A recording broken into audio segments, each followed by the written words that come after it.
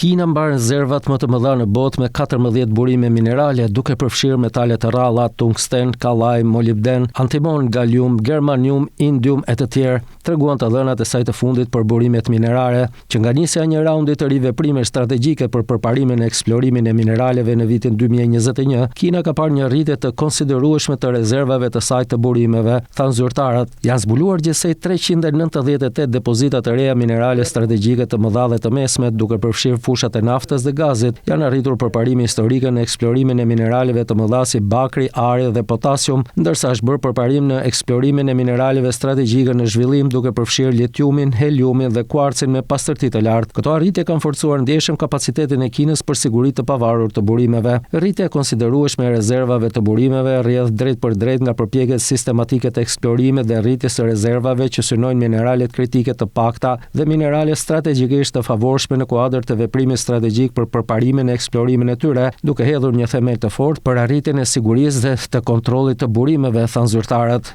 Prodhimi i industrisë minerale të Kinës arriti rreth $4.77 trilion në vitin 2025, duke përbërë mbi 23% të prodhimit të brendshëm bruto të vendit dhe duke nënvizuar pozicionin e saj si më e madhe në botë në prodhimin, shkrirjen dhe përpunimin e mineraleve. Në vitin 2025, vendi u rendit gjithashtu i pari në nivel global në prodhimin e 17 burimeve minerale, duke përfshirë qymyrin, vanadiumin, titanin, zinkun, metalet e rralla, tungstenin, kallajin, molibdenin, antimonin, galiumin, indiumin, arin dhe teleriumin.